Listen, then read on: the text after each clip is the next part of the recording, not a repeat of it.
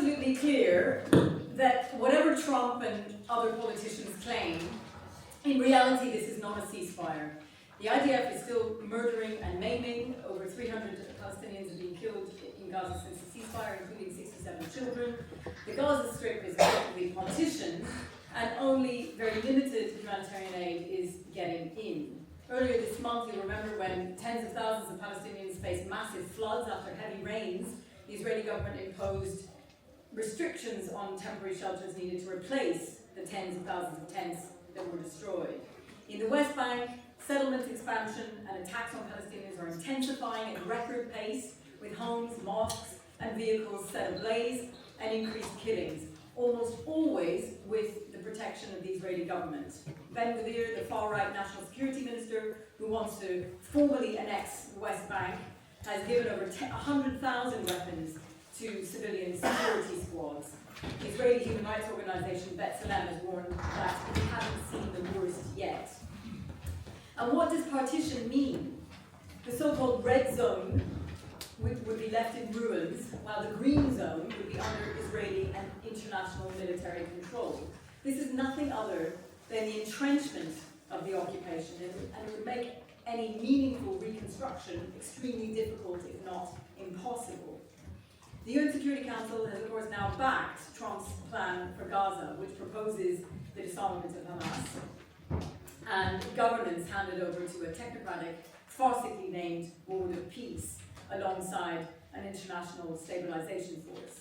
There is neither mention of accountability nor compensation for the horrors that Israel unleashed on Gaza over 2 years and beyond that. It is a plan of neo-colonial domination.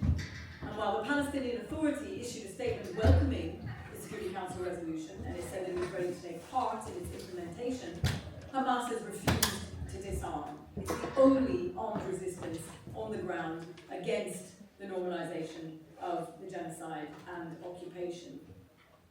But there are rifts within the Israeli government and with the Americans. The far right in Israel sees the plan as a sellout of Israel's security to Arab nations and as a precursor to a Palestinian state. There are also splits within the Republican Party over Israel's atrocities. Unending support for genocide, including starvation, isn't a good look for the Americans. So having supported the genocide for 2 years, Trump has decided he wants it ended, at least in its open version. An end to US support for the open pursuit of Israel's genocide in Gaza is a change. And it's happening for at least 2 reasons, I think. The first is that Trump wants to concentrate on other more pressing concerns. He's developing a new strategy for the Middle East that relies more heavily on Saudi Arabia, UAE, and other Gulf states. Only last week, he hosted a lavish welcome for Saudi Crown Prince Mohammed bin Salman to the White House and railed against criticism of the murder of journalist Jamal Khashoggi. The Saudis have promised in return almost $1 trillion of investment in the US market, from AI, energy, and critical minerals to F-35 fighter jets and US tanks. And if the deal on the F-35s in particular goes through, it cuts against one of the enduring principles of US-Israeli relations, that Israel always gets to buy the best military hardware, which gives it the so-called qualitative military advantage it possesses over other states in the region. And what Saudi Arabia needs these F-35s for should also be of concern to us, given that Britain makes several of its key components. Trump also has his eyes on Venezuela and the Arctic for oil and critical minerals. And most importantly, he wants to focus on intimidating and possibly even confronting China as the biggest economic and military rival in the future. But the shift in support for the genocide is also becoming a liability for the US because it's unpopular. And that has been at least partly the impact of the movements. Support for Israel's genocide has fallen in the US since at least last July, across political divides, while in Britain, support for Palestine continues to rise. What the peace plan, of course, doesn't do is provide anything approaching liberation for the Palestinians or a more stable world. what it does is reinforce pressure on the Europeans to rearm. Last week, Germany announced that it was lifting restrictions on weapons exports to Israel, citing the so-called ceasefire.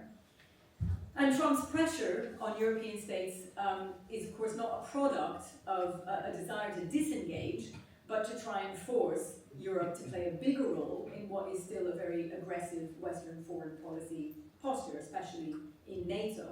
On Ukraine, Trump's proposal is creating some division between Europe and America.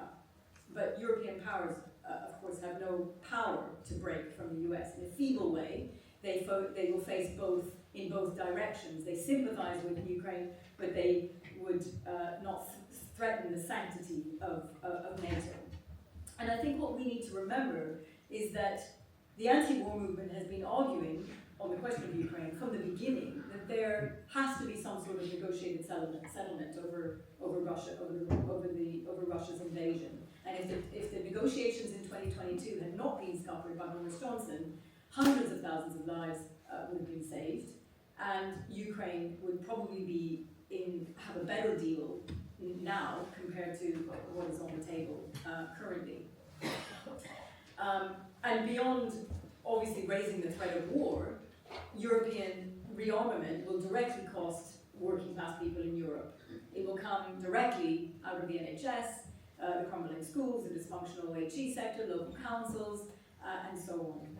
Not to mention the incalculable cost to the planet, which is rather under-discussed in national security narratives. And when it is, the focus is greening the military and having the military more involved in climate governance. But all of this is only to secure military advantage and save money, of course. It's not about protecting the planet.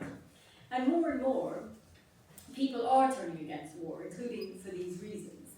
But foreign interventions in general have become deeply unpopular since Iraq. We didn't stop the war in Iraq, but the movement is still reverberating in society in a debate about what our foreign policy should look like.